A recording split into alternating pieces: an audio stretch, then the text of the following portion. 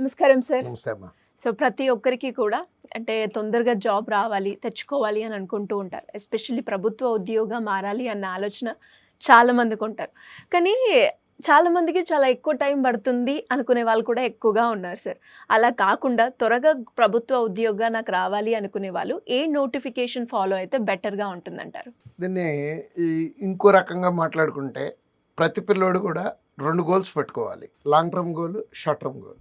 అంటే ముందు ఇన్స్టెంట్గా కాలేజీ నుంచి బయటకు వచ్చాము, కొద్ది టైంలో ఉద్యోగం తెచ్చుకోవటం. అది తెచ్చుకున్న తర్వాత నెక్స్ట్ ప్రతి మనిషికి కూడా మన ఆలోచన మనల్ని మనం ఎక్కడో ఊహించుకుంటూ ఉంటాము, దాన్ని ఎలా రీచ్ అవ్వాలి అంటే long term goal, short term goal. వీటిల్లో అన్నిటికీ మినిమం ఎంత టైం పడుతుంది అనేది ప్రతి సెక్టార్ గురించి ఎక్స్ప్లెయిన్ చేస్తాను. స్టూడెంట్స్ వాళ్ళకున్న టైంని బట్టి, వాళ్ళు ఉన్న ఇష్టాన్ని బట్టి ఆలోచించుకోవచ్చు. మనకున్న అవకాశాలు 3 అవకాశాలు: bank exams, SSC, railway. So for example railway తీసుకున్నాం అనుకోండి, ప్రజెంట్ మనం 25లో ఉన్నాము. ఒక 1 month back NTPC graduate, under graduate notification వచ్చింది. అప్లై చేసే లాస్ట్ డేట్ అయిపోయింది. అంటే అప్లై చేసిన దగ్గర నుంచి లాస్ట్ డేట్ వరకు టైం తీసుకుంటే ఆల్మోస్ట్ 1.5 month ఉంటుంది. ఈ ఎగ్జామ్ వచ్చేటప్పటికి నెక్స్ట్ ఇయర్ సెప్టెంబర్, అక్టోబర్ ఆ ప్రాంతాల్లో ఉండొచ్చు CBT 1.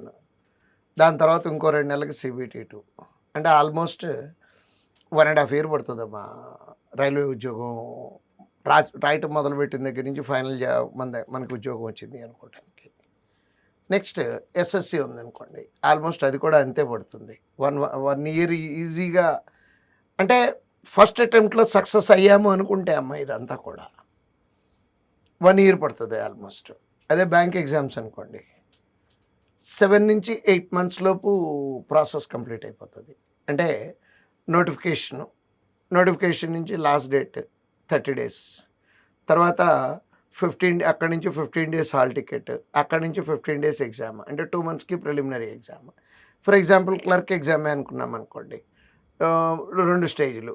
ప్రిలిమినరీ అయిపోయింది, ప్రిలిమినరీ నుంచి రిజల్ట్స్ ఇవ్వడానికి ఒక 25 days ఆర్ 1 month అనుకుందాము.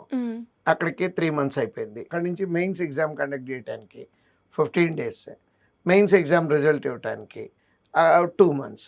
మ్యాక్సిమం లెక్కేసుకుంటే ప్రాసెస్ టైం కలిసి వస్తే 6 నెలలు, కలిసి రాకపోతే 8 నెలలలోపు టోటల్ ప్రాసెస్ కంప్లీట్ అయిపోతుంది.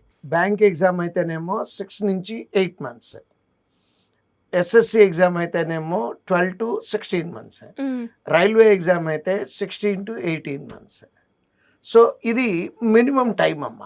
ఇది మనం ఫస్ట్ అటెంప్ట్లో ప్రతి స్టెప్ క్లియర్ చేసుకుంటూ వెళ్తున్నాము అనుకుంటే పట్టేటటువంటి మినిమం టైం ఇది.